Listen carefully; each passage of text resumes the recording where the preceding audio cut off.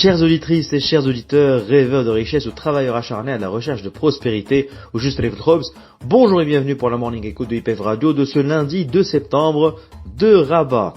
L'agenda économique et publication attendu aujourd'hui, donc nous avons en France l'IDEA manufacturier pour le mois de septembre, de même pour l'Europe et le Royaume-Uni. IPF Feeling of the Day, de toute manière, il ne pourra être totalement bon qu'une fois que nos enfants, nos frères et sœurs de la bande de Gaza retrouveront la paix et la sérénité.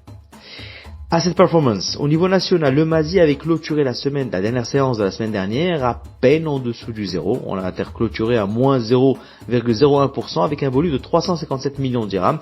La performance depuis le début de l'année du MASI est ainsi de plus 15,22. Cette semaine, une semaine de rentrée, juste après les publications de résultats semestriels des sociétés cotées. On verra dans quel esprit reviennent les investisseurs après la période de vacances estivales, prise de bénéfices, consolidation, où on va emballer encore les cours. On verra tout cela au jour le jour. Au niveau international, l'or ce matin est à 2529,70 $ l'once. On se stabilise au-delà des 2500. Le pétrole brut, légère baisse à 73,12 $ le baril. Le bitcoin reprend un peu de mou et redescend. Nous sommes ce matin à 57 660 $. La bourse de New York a fini en hausse vendredi. La publication des chiffres de l'inflation PCE les plus regardés par la Réserve fédérale ayant conforté les attentes des investisseurs sur une réduction de taux d'intérêt en septembre. L'indice Dow Jones a gagné 0,6%, le S&P 500 a gagné 1%, le Nasdaq Composite, lui, après quelques baisses pendant la semaine, a gagné plus 1,1%. L'indice des dépenses consommation personnelle PCE a augmenté de 2,5% en juillet sur un an, montrent les données publiées vendredi par le département des commerces. Les investisseurs observent un autre signe semblant indiquer un atterrissage en douceur. Vous venez de l'expression. En gros, l'économie ne garde pas la même rigueur au niveau de la croissance, mais c'est un atterrissage en douceur, qui ne choque pas.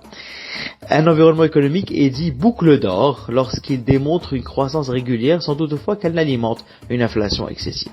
La dernière séance d'un août mouvementé s'est terminée dans le rouge pour une bonne partie des bourses européennes, qui ont néanmoins enregistré des gains pendant la majeure partie de la séance, soutenus par le ralentissement de l'inflation dans le bloc monétaire et les paris confortés d'une seconde baisse des taux lors de la réunion de la BCE en septembre. Donc en Europe et aux États-Unis, on sent qu'il y a une baisse globale qui se met en place, qui se prépare pour leurs deux économies, du fait que les banques centrales risquent fortement de baisser le taux d'intérêt, ça calme les marchés. Impact News, alors cette fois-ci on va parler de droit, c'est pas coutumier.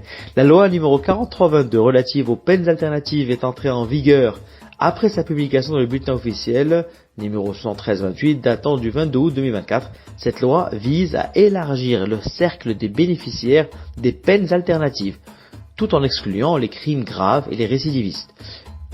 Ceci on peut lire sur Hadith Maghribi et d'autres confrères. Alors, qu'est-ce qu'on entend par peine alternative?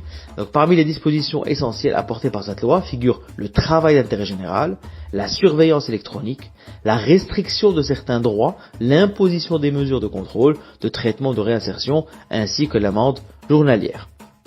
La loi vise à élargir le cercle des bénéficiaires des peines alternatives tout en excluant les crimes graves et les récidivistes, en plus de prévoir des mesures visant la réparation des préjudices du crime, comme l'a souligné le ministre de la Justice, Abdellatif Ouabi, lors de la séance de vote du projet à la Chambre des conseillers.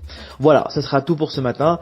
Chères auditrices et chers auditeurs, vous retrouverez ce podcast sur les réseaux sociaux de IPF Radio et IPF Advisors. En attendant l'application IPF Radio, c'est la Morning Echo de ce lundi 2 septembre.